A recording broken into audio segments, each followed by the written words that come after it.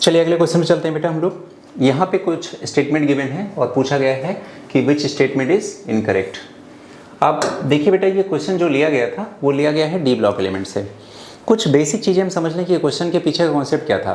Class में अगर आपको याद हो तो मैं डिस्कस करता था आपसे कि कैसे हम ऑक्साइड्स का एसिडिक नेचर और बेसिक स्ट्रेंथ बताया करेंगे। मैंने आपसे कहा था कि अगर मान लेते हैं हमारे पास एक ही एलिमेंट के बहुत सारे ऑक्साइड्स हैं तो आप उसमें क्या करेंगे, ऑक्सीडेशन स्टेट फाइंड आउट कर लेंगे, है ना। जैसे मान लेते हैं कि क्रोमियम के ही सारे ऑक्साइड हैं, क्रोमियम का जैसे मान लीजिए Cr2O3 हो गया, CrO3 हो गया, है ना, या CrO हो गया। इस तरह से कई सारे अपने पास ऑक्साइड हो गए। तो बेटा हम क्या करेंगे, ऑक्सीडेशन स्टेट फाइंड आउट करेंगे। जब जिस वाले कंपाउंड में सेंट्रल मेटल एटम की ऑक्सीडेशन स्टेट मिनिमम आएगी वो बेसिक नेचर का होगा, इंटरमीडिएट वाले एम्फोटेरिक और मैक्सिमम वाले क्या हो जाएंगे, एसिडिक नेचर के हो जाएंगे। तो बस इसी के बिहाफ पे अपन को आंसर देना है ना। आइए देखिए एक एक करके पढ़ते हैं हम लोग। पहला लिखे all the transition metal except scandium form MO oxide which are ionic, है ना।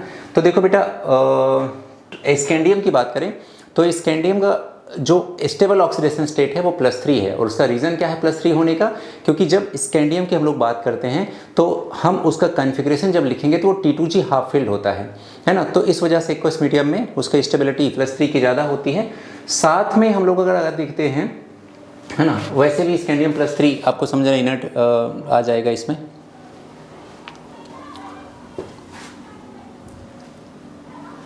हाँ बेटा जी, चलिए अगला क्वेश्चन पे हम लोग बढ़ते हैं और अगला क्वेश्चन है डी ब्लॉक से। अब डी ब्लॉक से क्वेश्चन दिया गया है all the transition metal except scandium form metal oxide which are ionic nature. बिल्कुल सही बात लिखी गई है यहाँ पे। दूसरा लिखा गया है the highest oxidation number corresponding to the group number in transition metal is attain in scandium and manganese के ऑक्साइड। अब देखो बेटा, जैसे मान लेते हैं ना कि हमारे पास कोई मैग्नीज है, मान लेते हैं स्कैंडियम, मान लेते हैं स्कैंडियम के एटॉमिक नंबर कितना है 21। तो इसका कॉन्फ़िगरेशन क्या होगा, AR होगा, फिर 3D होगा, फिर 4S होगा और फिर 21 को रिवर्स करके लिखेंगे तो क्या लिख देंगे 1 2, है ना। तो यहाँ से हम लोग इस तरह से लिख सकते हैं 1 2, ये हो गया स्कैंडियम का, ठीक है। और अब अगर हम स्कैंडियम में कोई मिनिमम ऑक्सीडेशन स्टेट निकालने की बात करें तो हम बोलेंगे जो S में इलेक्ट्रॉन है वही इसके मिनिमम ऑक्सीडेशन स्टेट है, यानी कि +2।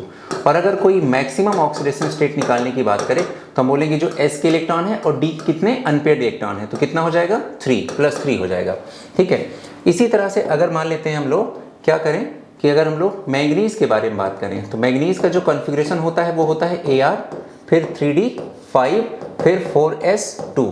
अब यहाँ पर मिनिमम ऑक्सीडेशन स्टेट जो आएगी आपकी कितनी आ जाएगी, +2 आ जाएगी, क्योंकि ये इसका S के इलेक्ट्रॉन है। D में कितने अनपेयर्ड इलेक्ट्रॉन है, 5 अनपेयर्ड इलेक्ट्रॉन है। तो D के 5 अनपेयर्ड इलेक्ट्रॉन, S के 2 इलेक्ट्रॉन, 5 + 2 7। तो मैक्सिमम ऑक्सीडेशन स्टेट कितनी हो जाएगी +7। अब देखो एनसीईआरटी में साफ साफ लाइन लिखी है the highest oxidation number in the oxides coincide with the group number and it attained in Sc2O3 to Mn2O3। इसका मतलब ये जो स्टेटमेंट है ये बिल्कुल करेक्ट स्टेटमेंट है। अगला पॉइंट यहाँ पर लिखा गया है basic character increases from B2O3 to B2O4 to B2O5। बिल्कुल इनकरेक्ट लाइन है बेटा ये। मैंने अभी आपसे कहा कि अगर एक ही एलिमेंट के सारे ऑक्साइड्स हैं तो आपको ये चेक करना पड़ेगा उनका ऑक्सीडेशन स्टेट। जिसमें ऑक्सीडेशन स्टेट मैक्सिमम आएगी वो एसिडिक नेचर का होगा, जिसमें मिनिमम आएगी वो बेसिक नेचर का होगा और जिसमें इंटरमीडिएट आएगी वो एम्फोटेरिक नेचर का होगा। तो ये इनकरेक्ट हो गया। अगला है B2O4 dissolve in acidic to give BO4 - 3 salt.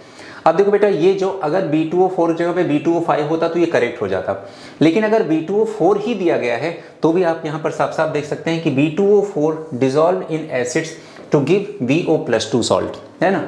तो या तो यहाँ पर BO+2 कर दीजिए या तो यहाँ पर B2O5 कर दीजिए, दोनों सही हो जाएंगे। तो एनसीईआरटी में डायरेक्टली कहाँ से लिया गया वो दिखा दिया मैंने। तो ये कैसा हो गया, इनकरेक्ट हो गया।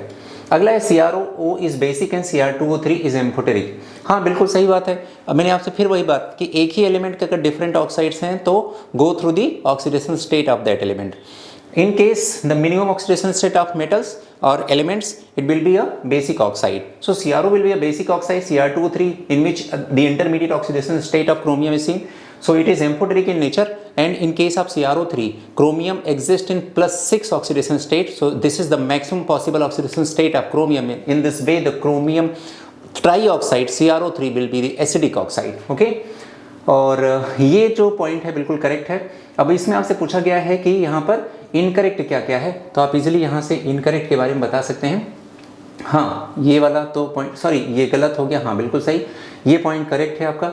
और यहाँ पर देखिए लिखा है CRO is basic and Cr2 3 amphoteric. तो ये वाली जो E वाली लाइन है आपकी बिल्कुल ये करेक्ट है ना। अब आप यहाँ देख सकते हो कि E यहाँ पर दिया गया है और ये तो क्या है करेक्ट, हमसे पूछ क्या रहा है, इनकरेक्ट पूछ रहा है, ये तो फिर गड़बड़ हो गया। फिर ठीक है, आप यहाँ से ये भी देख सकते हो कि यहाँ पर 2 इनकरेक्ट हमने लगा रखे हैं, कौन कौन सा, C और D। तो आंसर क्या हो जाएगा, C एंड D। ओके, चलिए अगले क्वेश्चन की तरफ चलते हैं हम लोग। मैंने आपको सब बता दिया क्वेश्चन कहाँ से लिया गया है, कैसे क्या है। अगला क्वेश्चन है which among the following option. अब देखो बेटा, कुछ अच्छे बच्चे, बहुत अच्छे पढ़ने वाले बच्चे भी इस क्वेश्चन को गलत करके आ गए थे। मैंने आपसे हमेशा कहा कि अगर आपने इस हाई लेवल की स्टडी की है तो गए तो बेसिक लेवल से ही होंगे। अब ये फॉर्मूला गलत करके आना मतलब खुद ये कहना कि आ बैल मुझे मार, ये तो गलती वाली बात है ना बेटा। लेकिन मैं फिर भी आप कह रहा हूँ, आपको ब्लेम नहीं कर रहा हूँ, इसलिए नहीं कर रहा हूँ क्योंकि ऐसी नॉर्मल मिस्टेक्स आम तौर पे हो जाती हैं और ज़्यादा पढ़ने वाले बच्चों से ही होती हैं, है ना। तो इसमें कई सारे बच्चे कंफ्यूज थे, अच्छे पढ़ने वाले बच्चे कुछ छोड़ के आए थे, कुछ गलत करके आए थे।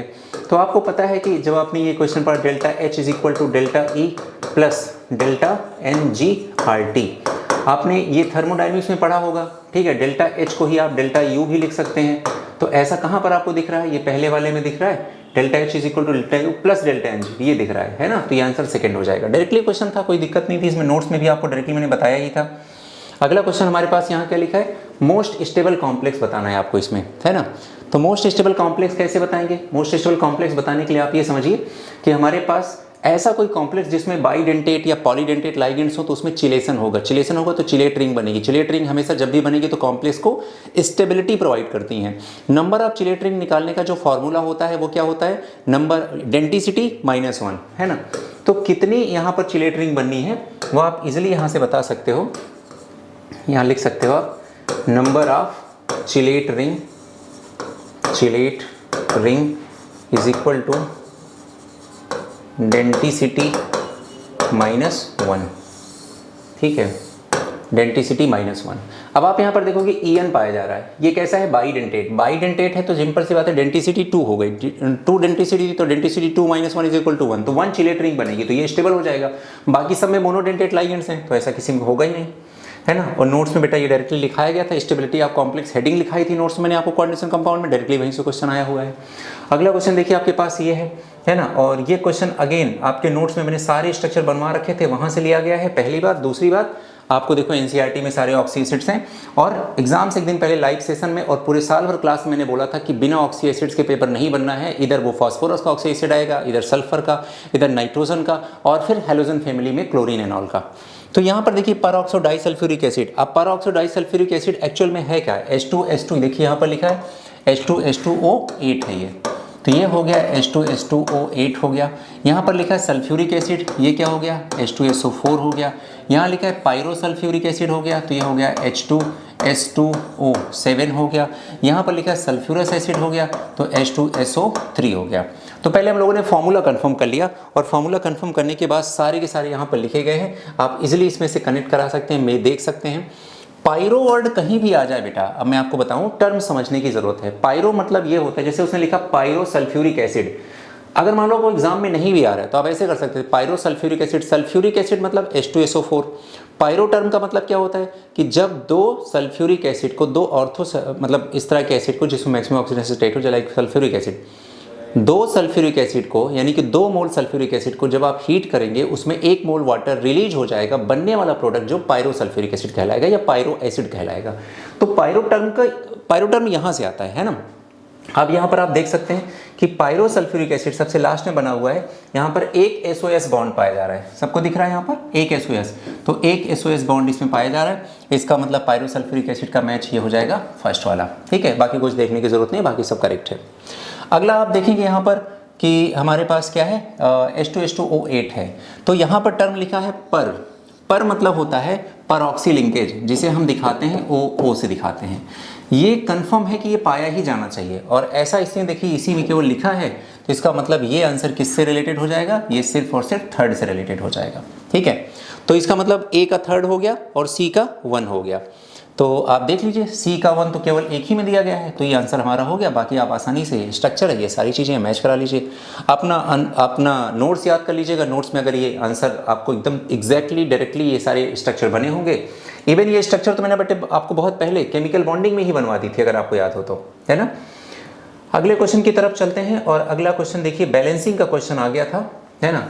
तो बैलेंसिंग का क्वेश्चन देख लीजिए, यहाँ पर है, पूछा गया है कि ये है और इसके कोफिशिएंट क्या होंगे ए बी सी के। बैलेंसिंग मैंने आपको प्रॉपर रिडॉक्स में सिखाया था, सब कुछ वही यहाँ पर आ गया है ना। तो आप यहाँ पर देखेंगे कि ये Cr2O3 है, SO3 है। अब ये क्वेश्चन आया कहाँ से था? बैलेंसिंग का था, रिडॉक्स का था, तो रिडॉक्स वाले चैप्टर से आया है। एग्जैक्टली प्रॉब्लम 8.8, अगर आप क्लास की मेरी वो बात याद रखें जब मैंने आपसे कहा था क्लास में कि बेटा एनसीईआरटी में जो प्रॉब्लम सॉल्व की गई है फिजिकल केमिस्ट्री में वो तो हूबहू करके जाइए, अगर क्वेश्चन आएगा तो डायरेक्टली उनसे क्वेश्चन आएंगे। और आपके सामने देखिए जो मैंने बोला था अक्षरशः वही सारी बातें देखिए प्रूव हो रही हैं, और यहाँ पर देखिए आंसर ये साफ साफ दिख रहा है। अब क्वेश्चन देखिए वही पूछा गया है, right the net ionic equation for the reaction of potassium dichromate K2Cr27 with the sodium sulphide Na2SO3। अब इसके बाद इन्होंने इसको प्रॉपर बैलेंस किया है और बैलेंस करके यहाँ पर ये इक्वेशन लिखी भी है, जहाँ पर आप देख सकते हैं कि Cr2O7 कितना आ गया, 1 मोल आ गया, यानी कि A की वैल्यू कितनी आ गई, 1 आ गई। ठीक है, उसके बाद आप यहाँ पर देख सकते हैं SO3 कितना है, 3 मोल है, और SO4 है ना। तो यहाँ पर जो हमने लिया है कितना लिया है, 3 मोल लिया है, तो यहाँ पर हो जाएगा 1 के बाद 3 हो जाएगा। और फिर उसके बाद इन्होंने बोला है कि ये कितना होगा, वाटर कितना होगा। तो देखो बेटा वाटर आएगा 4, तो ये वाटर 4 तब आएगा जब C की वैल्यू 8 होगी, तो 8/2 = 4 आ जाएगा। तो इस तरह से 138 इसका आंसर आ जाएगा। बैलेंसिंग वैसे भी मैं आपको कहूँ तो करके दिखा दूँ, कुछ नहीं, 2 हाफ इक्वेशन बनानी है। ठीक है, 2 हाफ इक्वेशन बनानी है और दोनों को आपस में क्या कर देना है, बैलेंस करके आपस में ऐड कर देना है। कोफिशिएंट को ऐसा बैलेंस करना है कि उनके इलेक्ट्रॉन आपस में कैंसिल आउट हो जाए। तो इलेक्ट्रॉन मेथड से आप इजीली इसको बैलेंस कर सकते हैं। क्लास में कई बार इसको आपको सिखाया भी है। ठीक है, अगले क्वेश्चन की तरफ चलते हैं हम लोग, और नेक्स्ट क्वेश्चन आपका है यहाँ पर, हाँ इक्वेशन यहाँ पर कुछ दिया गया है क्वेश्चन, एक सेकेंड।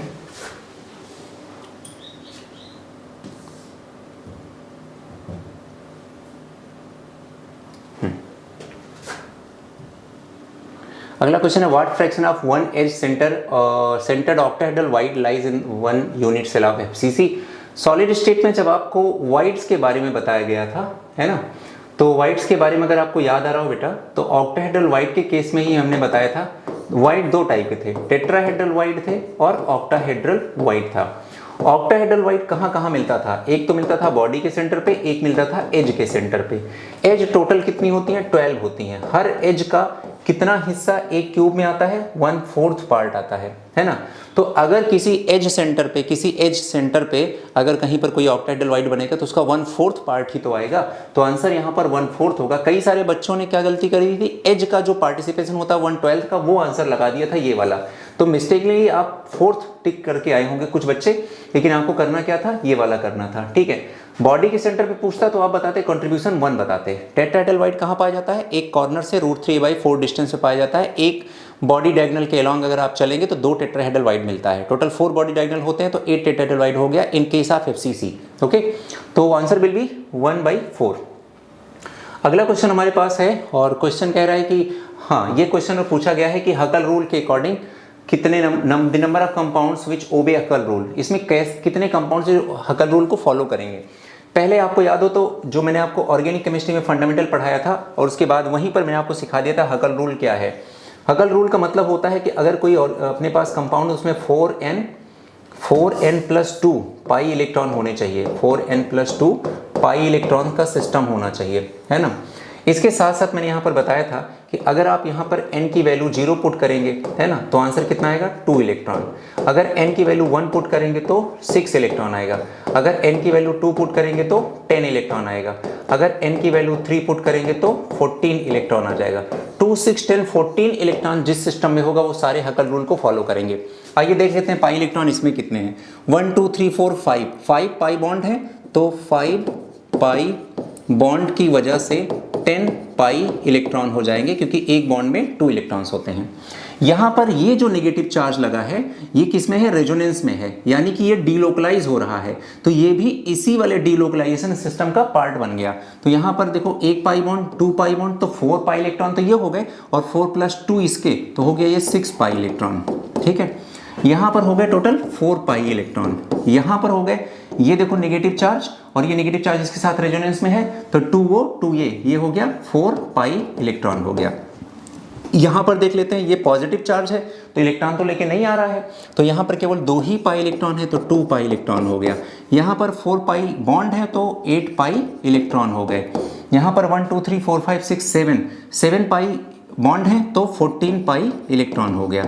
अब आप यहाँ पे आराम से देख सकते हैं बेटा कि कौन कौन से इसमें फॉलो कर रहे हैं और कौन कौन सा नहीं कर रहे हैं। तो पहला वाला कंपाउंड देखो 10 है, इसमें देखो 6 है, इसमें दोनों में 4 है, भूल जाते हैं इसे, इसमें देखो 2 है और इसमें कितने हैं 14 है। तो 1 2 3 4 जगह हम लोगों ने टिक किया है, तो आंसर कितना हो गया 4। तो 4 ऐसे हैं जो हगल रूल को फॉलो करते हैं। ठीक है, ये आपको मैंने बताया था जब आपको बताया था कि कैसे पहचानेंगे कौन सा कंपाउंड एरोमेटिक है और कौन सा नॉन एरोमेटिक है, कौन सा एंटी एरोमेटिक है। ठीक है, जैसे ये एंटी एरोमेटिक कंपाउंड हो गया। ठीक है, इस तरह से मैंने आपको तीनों चीज़ें बताई थी। तो इसमें क्या होना चाहिए 4n के मल्टीपल में पाई इलेक्ट्रॉन होने चाहिए। क्लियर? चलिए, तो ये बेसिक का क्वेश्चन था ऑर्गेनिक केमिस्ट्री का। अगला क्वेश्चन देखिए और भी इजी है हमारे पास, और ये क्वेश्चन डायरेक्टली एनसीईआरटी और डायरेक्टली अपने नोट से आया था, जहाँ पर हमने लिखाया था reaction of ether with HI। तो यहाँ पर ये कंपाउंड दिया गया, HI से रिएक्शन दिखाई गई, A और B के बारे में पूछा गया क्या होंगे। ठीक है, तो मैं इसको मैकेनिज्म वाइज दिखाऊं अगर, तो देखिए सबसे पहले क्या होगा कि ऑक्सीजन के पास यहाँ पर लोन पेयर है, तो यहाँ पर H+ निकलेगा, H+ इस पर अटैक कर देगा। ठीक है, तो ये हमारे पास जो कंपाउंड बनेगा वो हो जाएगा इस तरह से CH2 सिंगल बॉन्ड OH हो जाएगा, और लोन पेयर यहाँ पर लगा रहेगा और यहाँ पर प्लस आ जाएगा, सिंगल बॉन्ड, और फिर यहाँ पर इस तरह से रिंग बन गई। फिर जैसे ये बनेगा यहाँ से क्या होगा, एक कार्बोकेटाइन का फॉर्मेशन होगा। ठीक है, आपको पता है जैसे ही H+ इस पर अटैक करेगा, अब क्या होगा, ये जो भी इंटरमीडिएट बना है यहाँ से एक वाटर निकलेगा, तो अब जैसे H+ निकलेगा है ना, तो आप क्या बनेगा, कार्बोकेटाइन बन गया। कार्बोकेटाइन जब बनेगा यहाँ पे कौन सा कार्बोकेटाइन बन जाएगा, ये बन जाएगा CH2 प्लस कार्बोकेटाइन बन जाएगा। ठीक है, CH2 प्लस कार्बोकेटाइन बनने का मतलब क्या हुआ, यहाँ पर आ करके तुरंत ही जो हमारा I- है वो I यहाँ पर लग जाएगा। ठीक है, I- लगने के बाद ये जो प्रोडक्ट बनेगा वो बन जाएगा CH2I बन जाएगा। ठीक है, ये प्रोडक्ट बन गया। अब CH2I बनता हुआ कहाँ दिख रहा है, यहाँ दिख रहा है, तो आंसर क्या हो जाएगा हमारा थर्ड हो जाएगा। अब देख लेते हैं एनसीईआरटी में कहाँ से पूछा गया। तो एनसीईआरटी में देखिए यहाँ पर साफ साफ दिया गया ईथर वाले चैप्टर में, alcohol phenol ether organic compound वाले चैप्टर में एग्जाम्पल नंबर 7.7 से डायरेक्टली ये क्वेश्चन आया हुआ है। देखिए ये थर्ड वाला है। ठीक है, थर्ड वाला ये वाला क्वेश्चन पूछा गया है, और पूछा गया था form by the heating each of the following ether with ether and HI। तो आप आंसर देख सकते हैं थर्ड वाले का, ये CH2I और फिनॉल बन गया साथ में। तो इस तरह से हमारा ये आंसर हो गया। ठीक है, बेसिक क्वेश्चन था। और आपसे मैंने बोला था ईथर वाले केस में, अगर आपको याद हो बेटा, मैंने आपसे यही कहा था कि इस चैप्टर में ईथर वाले में सबसे इंपॉर्टेंट जो है वो इसकी रिएक्शन HI के साथ है। क्वेश्चन नंबर 96 बहुत ही आसान है। मैंने अभी आपको इससे पहले भी एक क्वेश्चन में इसके रेफरेंसेस आपको बताए थे, है ना, कि डेल्टा G से क्वेश्चन बनना ही बनना है। इस बार 2 क्वेश्चन आए, तो इसका फॉर्मूला होगा 2.303 RT log Kc। अब सबसे पहले आप Kc निकाल लीजिए, यहाँ से Kc की वैल्यू यहाँ पर पुट कर दीजिएगा। अब Kc कैसे निकालेंगे, प्रोडक्ट अपन रिएक्टेंट कर देंगे, प्रोडक्ट में जो स्टाइकियोमेट्रिक कोफिशिएंट होगा उसको पावर में लिख देंगे। ठीक है, यही आपको रूल पढ़ाया गया था। तो यहाँ पर A B C D दिया गया है और सबकी वैल्यूज दी गई हैं 2 3 और 10 और 6। ठीक है, अब बताओ प्रोडक्ट कौन है, C और D, और C और D में क्या होगा 10 × 6 डिवाइड बाई रिएक्टेंट कौन है A एंड B, तो यहाँ क्या हो जाएगा 2 और 3। 2 और 3 से 6 ऐसे कैंसिल हो गया, क्या आ गया Kc की वैल्यू 10 आ गई, और Kc की जगह पे 10 रखेंगे तो log 10 की वैल्यू कितनी आएगी 1 आ जाएगी। log 10 की वैल्यू 1 आ गई तो केवल इतना बचा, तो यहाँ लिख देंगे -2.303 इंटू R की वैल्यू क्या रख दें 2 रख दें, इंटू T की वैल्यू क्या रख दें, क्या दिया गया है 300 रख दें। ये तो पूरा का पूरा 1 ही हो गया, है ना। तो यहाँ से 2 0 ये हटा करके ये दशमलव हटा के 2 यहाँ लगा दे रहे हैं, तो हो जाएगा 230.3 × 6। अब मल्टीप्लाई कर लेंगे तो कितना हो जाएगा 18, और ये कितना हो जाएगा 8, और ये कितना हो जाएगा 12 + 3, ये इतना आ जाएगा। ठीक है, और 1 डिजिट पे दशमलव आ जाएगा, आगे माइनस लग जाएगा, तो ये आ जाएगा -1381। -1381 केवल एक आंसर में है, चूंकि हमने R की वैल्यू कैलोरी में रखा था, तो ये पूरा किस में आ जाएगा कैलोरी में आ जाएगा। तो सिंपल क्वेश्चन था, आंसर आ गया, है ना। तो मैंने आपसे पहले भी कहा था डेल्टा G से क्वेश्चन आएगा, तो अगेन आपके सामने डेल्टा G से क्वेश्चन आ ही गया, है ना। अब आगे देख लेते हैं हम लोग। अगला क्वेश्चन है क्वेश्चन नंबर 96, कह रहा है कि हाँ ये यूट्रोफिकेशन, ये चैप्टर आया कहाँ से बेटा, ये क्वेश्चन आया कहाँ से, ये इन्वायरमेंटल केमिस्ट्री से आया है। स्टेटमेंट है यहाँ पर 2 स्टेटमेंट है, स्टेटमेंट 1 और 2। पहला दिया गया था न्यूट्रिएंट डेफिशिएट, बस यही गड़बड़ हो गया। Nutrient deficient water bodies lead to eutrophication, नहीं, न्यूट्रिएंट इनरिच वाटर बॉडीज। अगर किसी भी वाटर बॉडीज में जैसे पॉन्ड्स वगैरह हुआ, लेक हो गया वगैरह, तो लेक वगैरह में अगर मान लो बहुत सारे न्यूट्रिएंट्स पहुंच गए, तो वहाँ पर बहुत ज़्यादा ये जो भी प्लांट वगैरह होगा वो उगने लगे, बहुत सारा वेजिटेशन बढ़ जाएगा, धीरे धीरे वेजिटेशन सड़ जाएगा, है ना, जा करके वो भरने लगेगा। तो इसे नेचुरल एजिंग ऑफ लेक एक हो गया यूट्रोफिकेशन, फिर कभी कभी क्या होता है एक्सेलरेटेड रेट से होता है, ये तब होगा जब एंथ्रोपोजेनिक एक्शन होगा। एंथ्रोपोजेनिक एक्शन का मतलब क्या होता है, मैन मेड एक्शन, जब इंसानों का उसमें इन्वॉल्वमेंट बढ़ जाएगा, ठीक है। तो यहाँ पर गलती क्यों है, क्योंकि ये डेफिशिएंट है, इसे क्या होना चाहिए था, इनरिच होना चाहिए था, तो ये स्टेटमेंट तो इनकरेक्ट हो गया। दूसरा है eutrophication leads to decrease in the level of oxygen in the water bodies. Of course बेटा ऐसा तो होता ही होता है, ठीक है। तो यूट्रोफिकेशन की वजह से जो भी वहाँ पर ऑक्सीजन की डेफिशिएंसी हो जाएगी, तो जो वहाँ पर लेक में ऑलरेडी या वाटर बॉडीज़ में ऑलरेडी जो वाटर पे डिपेंडेंट या वहाँ पर जो लिविंग लोग हैं, है ना, मतलब जैसे कि फिशेज हो गई या और भी ज़्यादा फाइटोप्लैंक्टन हो गए, जू प्लैंक्टन हो गए, इन सब की डेथ होने लगती है, ठीक है। तो statement 1 is incorrect and second is correct. Statement 1 is incorrect and second is true, तो ये हो जाएगा, ठीक है, ये आंसर 4th हो गया, ठीक है। ये यहाँ पर एनसीईआरटी का रेफरेंस ले सकते हैं, ठीक है, बाकी ये तो सिंपली आप कर ही सकते थे। बायोलॉजी के रेफरेंस से भी इस क्वेश्चन को आप कर सकते थे। क्वेश्चन नंबर हम लोग पहुँच गए 98 पे। Pumice stone is an example of. अब देखो बेटा, प्यूमिस स्टोन आपको कोलाइडल में मैंने आपको पढ़ाया था कि कोलाइडल का क्लासिफिकेशन बताया था। अब यहाँ पर आप देखो आसानी से प्यूमिस स्टोन ढूंढ लीजिए, यहाँ पर कहाँ लिखा है, एक तो यहाँ पर जेम स्टोन लिखा है। जेम स्टोन वो होता है जिसे हम लोग वो रिंग्स में पहनते हैं ना, वो अलग अलग, जैसे आपने रूबी, पन्ना, समथिंग ऐसा कुछ करके सुना होगा, वो हो गया। और दूसरा है प्यूमिस स्टोन। प्यूमिस स्टोन को हिंदी में हम लोग झावा पत्थर बोलते हैं, जिससे लोग नहाने वगैरह में, स्क्रबिंग वगैरह में हेल्प इसे लेते हैं, है ना। तो ये प्यूमिस स्टोन का मतलब हो गया। प्यूमिस स्टोन किसका एग्जाम्पल है बेटा, सॉलिड सॉल्ट का एग्जाम्पल है। और जो बनता किससे है, आप यहाँ से आसानी से देख सकते हो कि गैस इन सॉलिड से बनता है। तो यहाँ पर सॉलिड सॉल्ट इसका आंसर हो जाएगा। डायरेक्टली रटने वाला क्वेश्चन था। अगली अब तो सरफेस केमिस्ट्री सिलेबस में भी नहीं रहा, है ना, मतलब एनसीईआरटी में नहीं रहा, सिलेबस का नहीं कह सकते अभी। और क्वेश्चन नंबर 99 पे आते हैं। बड़ा प्यारा सा क्वेश्चन है, यहाँ पे कुछ लिखा हुआ है और हमें डी बताना है, डी क्या होगा। देखिए CH3CHO है और हमने यहाँ LiLH4 ले लिया। अभी पिछले जो वीडियो था उसमें मैंने आपको बहुत अच्छे से समझा रखा है कि LiLH4 का फंक्शन क्या होता है। तो अगर ये एल्डिहाइड है तो सेम नंबर का इसे रिड्यूसिंग, ये रिड्यूसिंग एजेंट है ना बेटा ये, तो ये रिडक्शन करा देगा, हाइड्रोजन जोड़ देगा और सेम कार्बन होंगे और ये अल्कोहल में चेंज हो जाएगा। तो हो जाएगा CH3CH2OH हो जाएगा। अब ये जो H2SO4 का काम होता है, इसका काम होता है डिहाइड्रेशन, तो ये H2O रिलीज करा देगा यहाँ से, OH यहाँ से जाएगा, H यहाँ से जाएगा, तो जो B होगा वो CH2 डबल बॉन्ड CH2 बन जाएगा। HBr जो होगा ये हाइड्रोहेलोजिनेशन करा देगा, तो एक जगह H जुड़ जाएगा, एक जगह Br जुड़ जाएगा, ठीक है। तो ये जो कंपाउंड बनेगा ये बन जाएगा CH3CH2Br बन जाएगा। अब एक हो गया CH3CH2Br, एक हो गया PHXBr, है ना, यानी कि C6H5Br। अब आपको पता है एक एलिफेटिक एल्काइल हैलाइड हो गया, एक एरोमेटिक एल्काइल हैलाइड हो गया, तो रिएक्शन का नाम क्या हो गया, वुड्स फिटिग रिएक्शन हो गई। अब ये और ये आपस में जाकर के फ्री रेडिकल मैकेनिज्म के थ्रू कंबाइन कर लेंगे, तो बेंजीन के साथ लग जाएगा CH2CH3 लग जाएगा और इस तरह से आपका प्रोडक्ट बनके तैयार हो गया। ऐसा कहाँ पर बना है, इसका बॉन्ड लाइन प्रेजेंटेशन हम लोग करेंगे। इतना ही नहीं, हम इसका बॉन्ड लाइन प्रेजेंटेशन करेंगे, तो 2 कार्बन को हम लोग ऐसे दिखा सकते हैं, तो प्रोडक्ट बनके तैयार हो जाएगा फर्स्ट वाला, ठीक है। अभी जो रिसेंटली बुकलेट मैंने रिलीज करी है जिसमें 101 टोटल रिएजेंट हैं, वहाँ से भी आप इसका आगे से ऐसे रिएजेंट आप आसानी से याद कर सकते हैं। Question number 100 and last question जो है वो उसमें पूछा गया है कि इसमें कौन सी रिएक्शन यहाँ पर नहीं होती है। ब्लास्ट फर्नेस के बारे में पूछा गया बेटा। ब्लास्ट फर्नेस का इस्तेमाल हम लोग जो करते हैं वो आयरन की मेटलर्जी में करते हैं, ठीक है। किस में करते हैं, आयरन की मेटलर्जी में करते हैं। तो कह रहा है कौन सा स्टेप इसमें नहीं होता है 900 से लेकर के 1500 केल्विन के बीच में। यहाँ पर देखो सारे स्टेटमेंट दिए गए हैं। ये 900 से लेकर के 1500 तक का टेम्परेचर जोन है जिसमें रिएक्शन हो रही, FeO से CO की रिएक्शन हो रही है, FeO से CO की रिएक्शन हो रही है। इसमें C से CO2 की रिएक्शन हो रही है, तो C से CO2 की रिएक्शन हो रही है, ठीक है। इसमें हो रहा है CaO SiO2 की रिएक्शन हो रही है, CO SiO2 की रिएक्शन हो रही है।